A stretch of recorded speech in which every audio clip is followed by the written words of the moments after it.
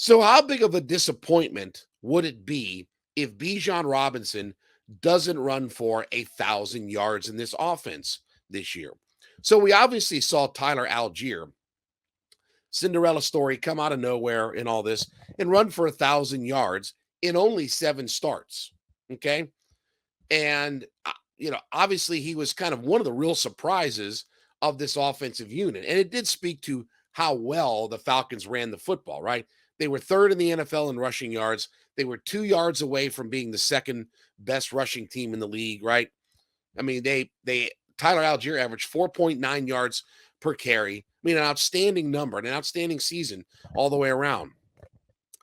Would I be disappointed if Bijan Robinson didn't match some of that same production? No, not really.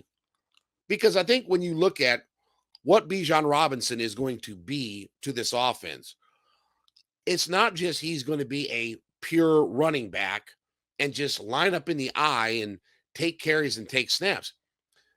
Obviously, everybody with the Falcons has talked about his versatility.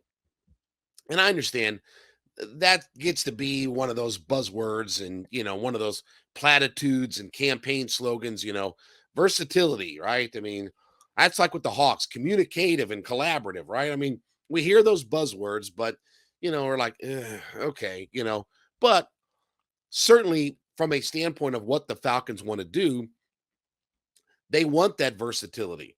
So again, whether Bijan Robinson is catching passes out of the backfield, he's running out in the flat and catching some passes, or maybe he plays in the slot or whatever, again, I saw a comparison that said, he's the closest thing to Marshall Falk. I mean, okay, let's slow down on the Marshall Falk talk. Like Marshall Falk, I can tell you that guy was the best offensive player I've ever seen in my lifetime in the NFL.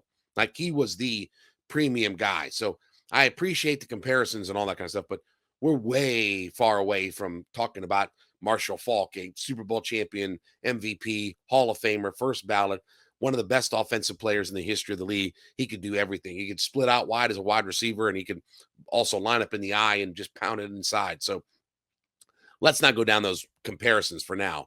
But we certainly know that he is going to be a versatile threat and a versatile weapon when you talk about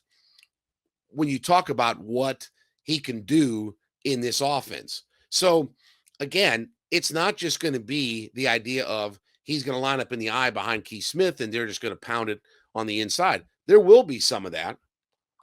There will be some of that, but I think you look at all-purpose yards when you look at what Bijan Robinson brings to the table.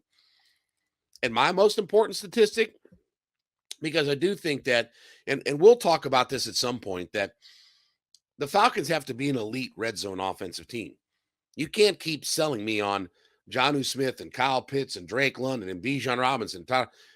You can't sell me on all those guys, and then we're not an elite red zone offense. That's the first thing that's got to happen.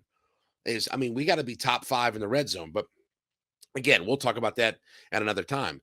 But I'm disappointed if Bijan Robinson is, let's say, 750 yards, 8 touchdowns, catches 45, 50 passes out of the backfield. Like that would not be a year that I would look at and say, oh, okay, well, that's a disappointment because Algier ran for 1,000 yards.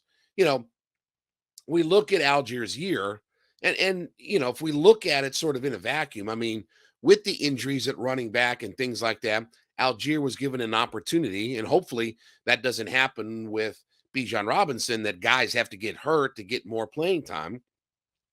And even with Algier, he only started 7 games.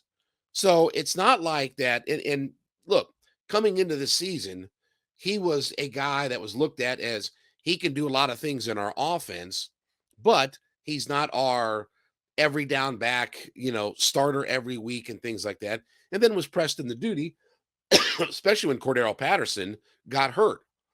So you kind of had to do that. But obviously, if things work themselves out right, there'll be a steady distribution of carries, whether it's Bijan Robinson, whether it's Tyler Algier, whether it's even Cordero Patterson.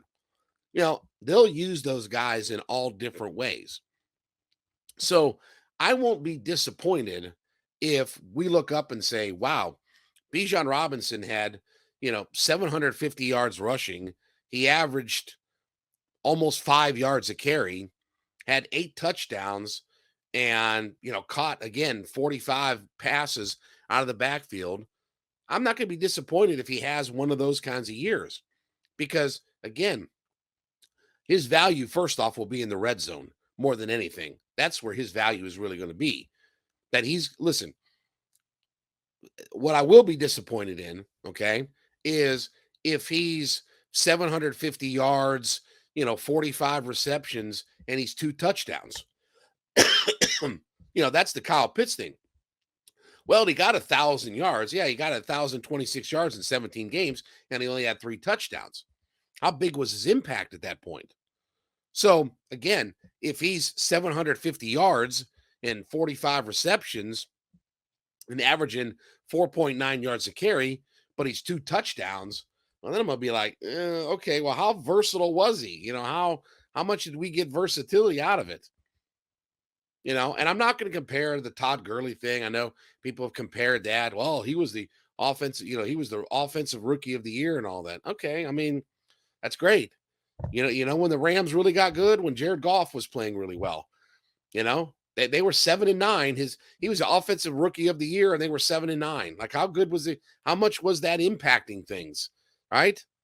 How much did an impact did that really have with his rookie season? But again, that's another discussion for another day. I know people don't like to hear about running backs that aren't impact players and all that. That's line of scrimmage. But anyway, so but I won't be disappointed if Bijan isn't 1,000-yard running back. Could he be 1,000-yard running back? Absolutely.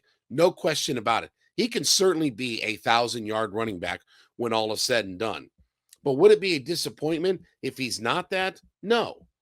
No. If he can be a touchdown machine, if he can be an 8-touchdown guy and run for 750 yards and catch 45 passes, then he is that versatile guy. Then he is that guy that we thought that could have all this versatility in an Arthur Smith offense. So no, I will not be upset if Bijan Robinson doesn't run for 1,000 yards, but there better be some caveats and some other things that go along with it.